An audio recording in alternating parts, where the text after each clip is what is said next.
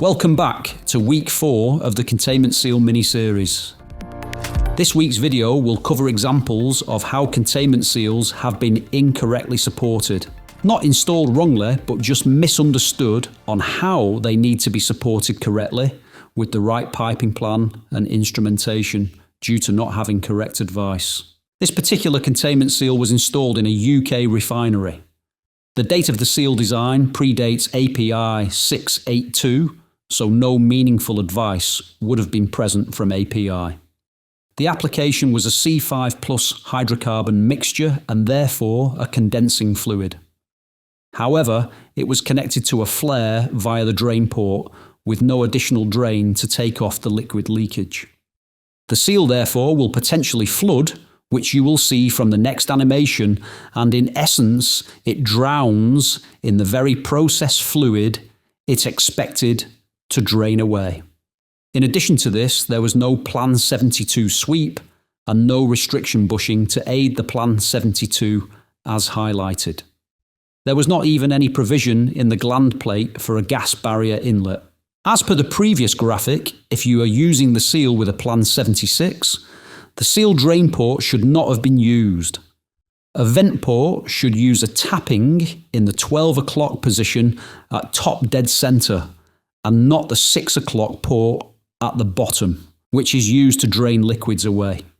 In this particular instance, the process fluid is C5, which is a condensing fluid and needs to be taken to Plan 75 drain, not a flare. Condensing liquid will eventually flood the seal, and remember the leakage and emission rates for flooded seals are much higher. To solve this issue, the seal should have been connected to both a flare and a drain in the appropriate ports on the seal gland plate. So in this instance, the user got the arrangement completely wrong, and it was never going to operate successfully, as it did not follow best practice. This graphic is another example of an installation not following best practice. This was a vaporizing leakage connected via the drain port, which was the first mistake.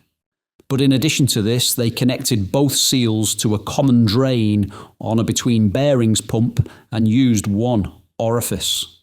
One seal failed and pressurized the common drain, and the containment seal held. However, the containment seal at the other end of the pump was already worn out, so leakage was diverted from one end of the pump to the other, which led to a leak to atmosphere, which then failed to set off any of the pressure switches connected to the vent ports on the seal interspace cavities.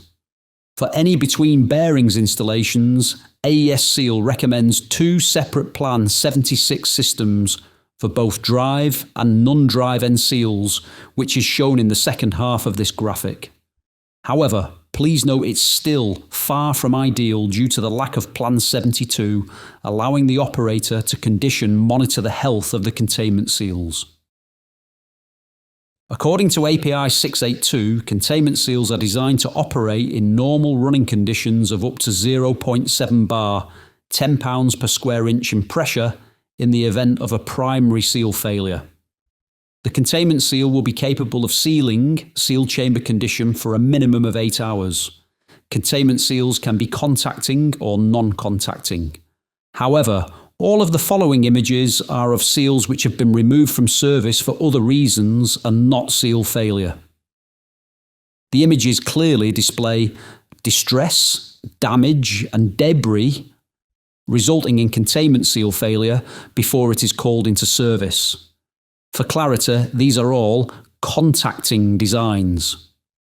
The question needs to be asked: do we think that these will contain in the event of a primary seal failure with any degree of success?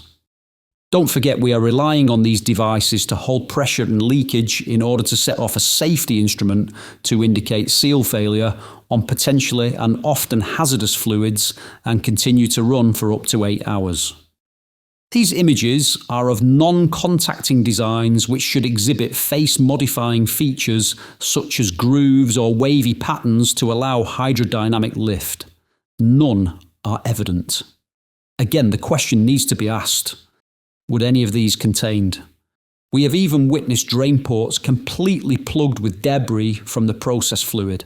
This now potentially means the safety instrument is now isolated and will never be activated, even if the containment seal contained. With flashing hydrocarbon services, you often cannot even see the leakage from the outboard containment seal, as the leakage is in its gaseous phase. It's not until you utilise a special optical gas imaging camera do you see the amount of leakage emanating from the containment seal, which would have otherwise gone undetected without the appropriate piping plan applied. Tune in next week for the next session where we consider safety considerations surrounding containment seals.